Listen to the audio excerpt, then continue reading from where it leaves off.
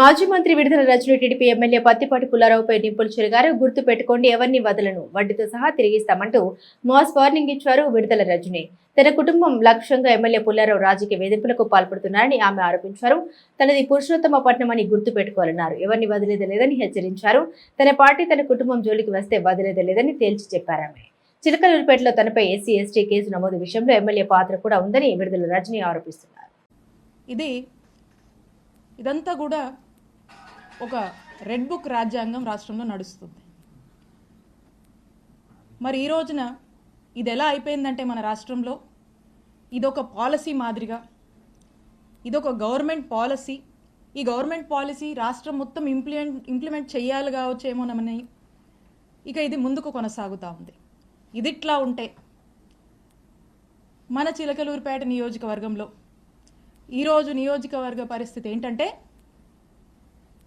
ఒక ఆటవిక అరాచక పాలన చిలకలూరిపేట నియోజకవర్గంలో కొనసాగుతుంది.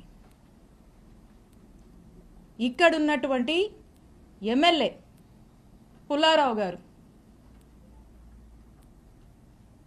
అవినీతికి ఘనపాటి పత్తిపాటి అని చెప్పొచ్చు. ఇక్కడ ఒక చక్కటి నరేటివ్ని కట్టుకథ చక్కగా అల్లి ఒక వ్యక్తిని ఈ పుల్లారావు గారు స్టేషన్కి పంపిస్తాడు. పంపించి ఒక కంప్లైంట్ ఇప్పిస్తాడు.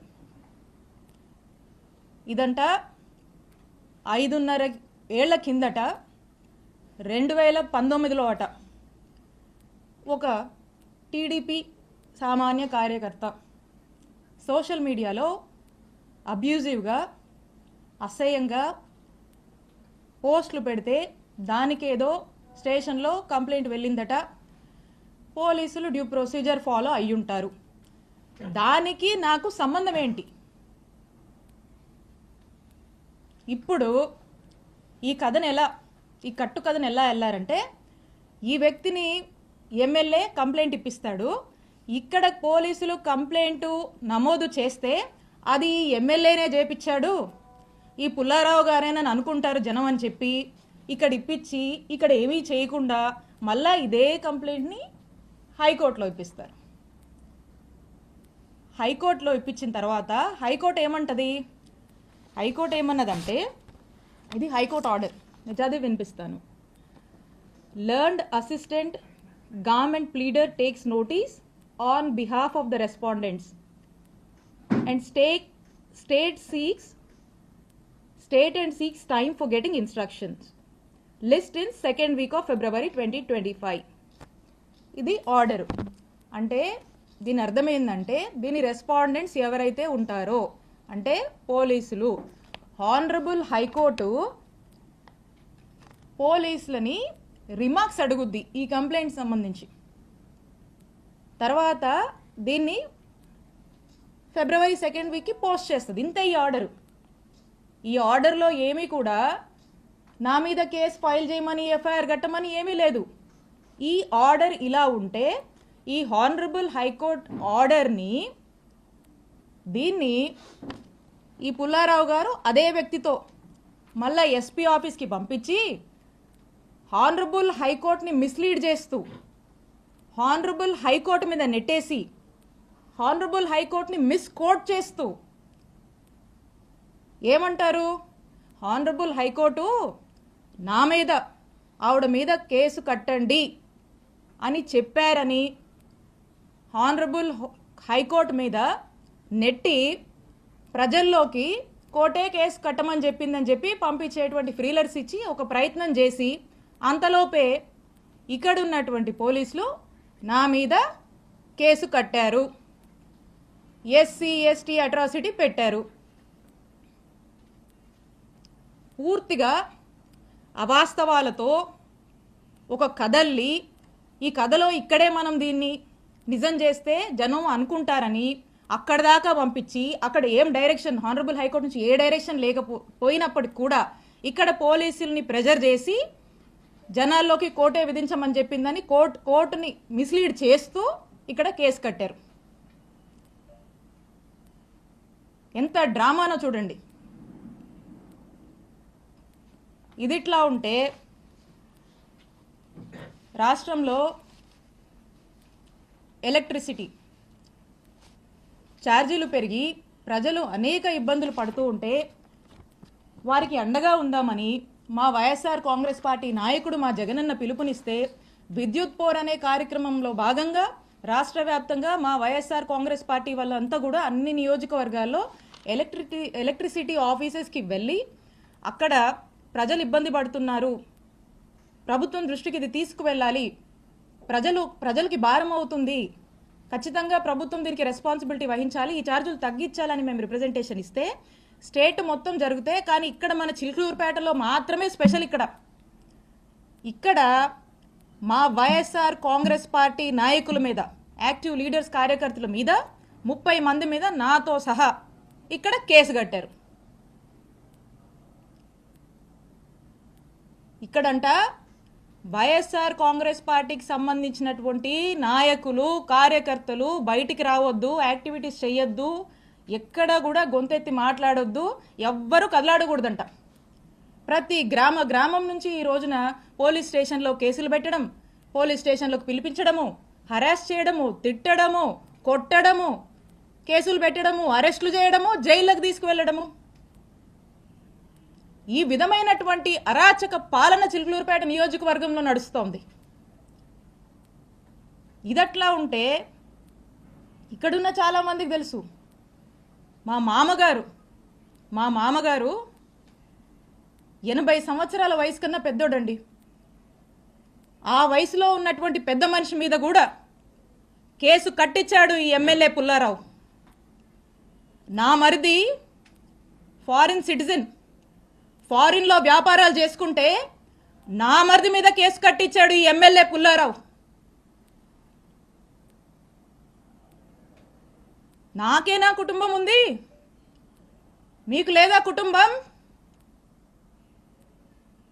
ఎన్ని రోజులు సాగుద్ది అనుకుంటున్నారు ఇట్లా? ఎన్ని రోజులు నడుస్తుంది అనుకుంటున్నారు ఇట్లా? నేను ఇక్కడ మీకు ఒక్కటే చెప్పాలనుకుంటున్నా, ఈరోజు నా కుటుంబాన్ని, మా వైఎస్ఆర్ కాంగ్రెస్ పార్టీ నాయకుల్ని కార్యకర్తల్ని మీరు ఇబ్బంది పెడతా ఉన్నారు. పుల్లారావు గారు, మీకంటూ ఓ రోజు వస్తుంది, గుర్తుపెట్టుకోండి. ఇంకోసారి చెప్తున్నా, మా కుటుంబం జోలికి వస్తున్నారు కదా, మాది పురుషోత్తపట్నం, గుర్తుపెట్టుకోండి, ఊహించుకోండి ఒకసారి. నేను ఇక్కడ మీ మీద గెలిచి మిమ్మల్ని ఇంట్లో కూర్చోబెట్టాను. ఇక్కడ 5 ఏళ్ళు నేను పనిచేశా, నేను ఎమ్మెల్యేగా చేశా, నేను మంత్రిగా పనిచేశా.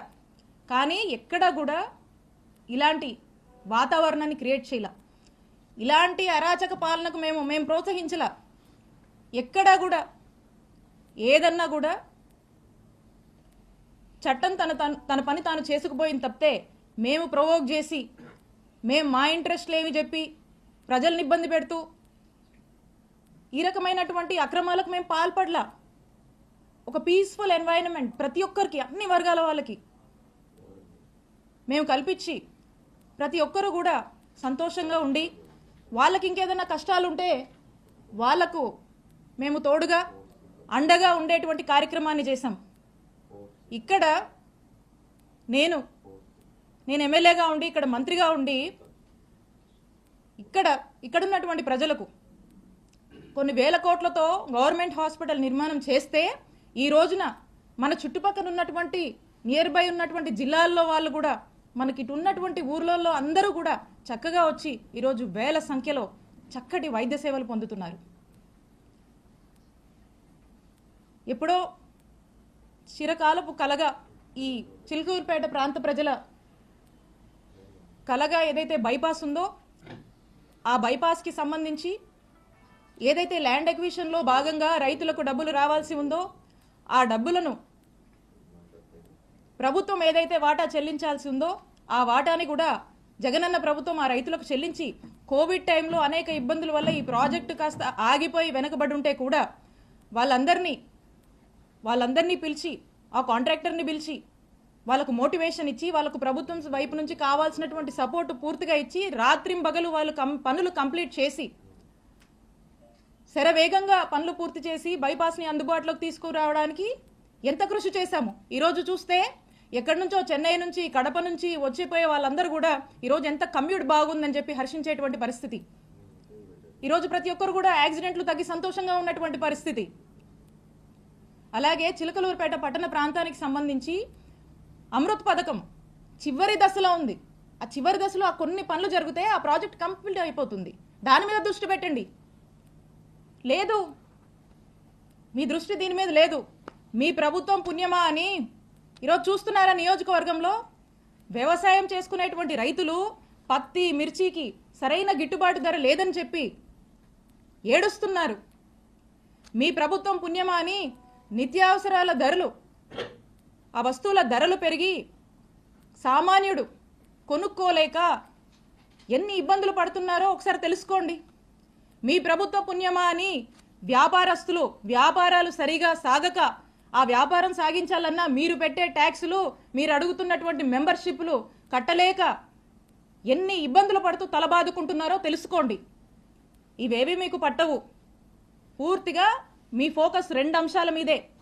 ఆ రెండు అంశాలు ఏంటంటే ఒకటి, విడుదల రజనీ మీద కేసు పెట్టాలి, విడుదల రజనీ కుటుంబ సభ్యుల మీద పెట్టాలి, వైఎస్ఆర్ కాంగ్రెస్ పార్టీ కుటుంబ సభ్యులందరి మీద కూడా పెట్టాలి. ఎవ్వరూ కదలాడకూడదు, హింసించాలి, జైళ్ళ దాకా తీసుకువెళ్ళాలి, అక్రమ కేసులు, అక్రమ అరెస్టులు చేయాలి.